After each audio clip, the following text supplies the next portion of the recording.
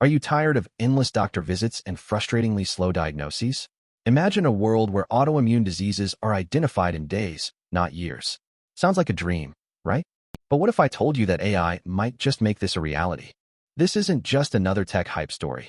This is about potentially saving lives and dramatically improving the quality of life for millions. But before you get too excited, let's dive into the details and see if this AI promise holds water. Because let's face it, the devil is always in the details, especially when it comes to healthcare and AI. Okay, so what's the big news? Researchers at Stanford have developed a machine learning-based test that analyzes your immune system's memory to diagnose autoimmune diseases faster. Think of your immune system as a vast archive, meticulously recording every illness you've ever had. This AI test sifts through that archive, looking for patterns that indicate specific autoimmune conditions. The study, published in the journal Science, sequenced millions of B and T cells from nearly 600 participants and trained models to classify disease states with impressive accuracy. Over 85% accuracy, to be exact. That's a significant leap forward in a field where diagnosis can often take years, involving multiple specialists and invasive procedures. But how does it actually work? Let's break down the science. At the heart of this AI test are B and T cells, the key players in your adaptive immune system. B cells produce antibodies that neutralize pathogens, while T cells directly attack infected cells. Each B and T cell has a unique receptor that recognizes a specific antigen, a molecule found on the surface of a pathogen. When you get sick, your immune system creates a vast army of B and T cells with receptors tailored to fight that specific infection. After the infection is cleared, some of these cells remain as memory cells, ready to respond quickly if you encounter the same pathogen again. This is the basis of immunological memory, and it's what vaccines exploit to provide long-lasting immunity. The Stanford researchers are essentially tapping into this built-in record of past infections to diagnose autoimmune diseases. They are using machine learning algorithms to identify patterns in the B and T cell receptor sequences that are associated with specific autoimmune conditions. This is a complex task, as the diversity of B and T cell receptors is enormous. However, with enough data and sophisticated algorithms, it is possible to identify meaningful patterns that can be used for diagnosis. One key technical term here is V-D-J recombination, the process by which B and T cell receptors are generated. This process creates an almost limitless diversity of receptors, making it challenging to analyze the data. Another important concept is clonal expansion, the proliferation of B and T cells that recognize a specific antigen. By analyzing the clonal expansion patterns, the researchers can gain insights into the immune response. Finally, high-throughput sequencing is essential for analyzing the vast number of B and T cell receptors. This technology allows researchers to sequence millions of receptors in a single experiment. All of this is detailed in the original research paper published in Science, Zaslavsky et al., 2024. So what does this mean for you? Does this mean you can throw away all your current diagnostic tests? Not so fast.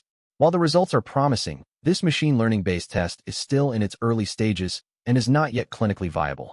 Autoimmune diseases are notoriously variable and challenging to diagnose. Each patient's immune system is unique, and the disease presentation can vary widely. This makes it difficult to develop a single test that can accurately diagnose all autoimmune conditions. As one researcher not involved in the work pointed out, you're not going to go and get your T cells and B cells sequenced to diagnose whether you have COVID, right? The real potential lies in diagnosing diseases that are currently difficult to diagnose through other means, especially when tissues are inaccessible. Think about conditions like lupus or rheumatoid arthritis, where diagnosis can involve a long and arduous process of elimination. This AI test could potentially streamline that process, providing earlier and more accurate diagnoses. Okay, let's be real. There are some serious hurdles to overcome before this AI test becomes a standard diagnostic tool. First, autoimmune diseases are incredibly complex. They're influenced by genetics, environment, and lifestyle factors, making it difficult to pinpoint the exact cause and develop accurate diagnostic tests. Second, the data used to train the AI model needs to be representative of the entire population. If the model is trained on data from a specific ethnic group or geographic region, it may not be accurate for other populations. Third, there's the issue of cost. Sequencing millions of B and T cells is not cheap, and the cost of the test could be prohibitive for many patients. Finally, we need to consider the ethical implications of using AI in healthcare. Who is responsible if the AI makes a mistake? How do we ensure that the data is used responsibly and ethically? These are important questions that need to be addressed before AI becomes widespread in healthcare. Now, let's look at the different sides of this debate. On one hand, you have the AI enthusiasts who believe that this technology has the potential to revolutionize healthcare. They argue that AI can analyze vast amounts of data and identify patterns that humans might miss, leading to earlier and more accurate diagnoses. On the other hand, you have the skeptics who are concerned about the limitations and potential risks of using AI in healthcare. They argue that AI is only as good as the data it is trained on, and that it is important to maintain human oversight to ensure that the AI is used responsibly and ethically. One valid point is that AI is not a replacement for human expertise. Doctors and other healthcare professionals are still needed to interpret the results of the AI test and make informed decisions about patient care. AI should be seen as a tool to augment human intelligence, not to replace it. But how can we validate the accuracy and reliability of this AI test? One approach is to compare the results of the AI test with the results of traditional diagnostic methods. Another approach is to conduct clinical trials to assess the impact of the AI test on patient outcomes. These trials should be designed to evaluate the accuracy, reliability, and cost-effectiveness of the AI test. So what's the bottom line? This machine learning-based test for autoimmune diseases is a promising development, but it's still in its early stages. It has the potential to significantly improve the speed and accuracy of diagnosis, but there are also significant challenges to overcome. The future of AI in healthcare is uncertain, but it's clear that this technology has the potential to transform the way we diagnose and treat diseases. If this technology can be refined and validated, it could have a profound impact on the lives of millions of people suffering from autoimmune diseases. The key is to proceed cautiously, addressing the ethical and practical challenges along the way. What do you think? Is AI the future of healthcare, or are we putting too much faith in machines? Let me know your thoughts in the comments below. And don't forget to subscribe for more updates on the latest AI breakthroughs and controversies. This is just the beginning of a long and fascinating journey, and I want you to be a part of it. Switching gears slightly, let's talk about another interesting development. Pfizer CEO Albert Bourla recently had an awkward moment in Washington. He was at the White House for Black History Month, and while President Trump praised him, the crowd booed.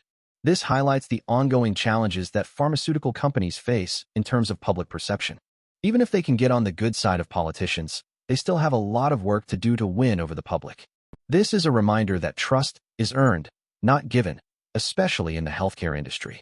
In other news, Bluebird Bio, a gene therapy company, is selling itself to investment firms to avoid bankruptcy. This is a significant blow to the gene therapy field, as Bluebird Bio was once a promising company with the potential to cure devastating rare diseases. This highlights the challenges that biotech companies face in turning scientific breakthroughs into sustainable businesses. It's a reminder that innovation alone is not enough. Companies also need to have a solid business plan and the ability to navigate the complex regulatory landscape. Finally, a new study has found that treating ADHD earlier can help prevent young people from smoking. This is important because people with ADHD are more likely to use nicotine and tobacco, putting them at higher risk for a host of diseases. Early diagnosis and treatment of ADHD can help prevent young people from picking up the habit in the first place. This underscores the importance of early intervention and comprehensive care for individuals with ADHD.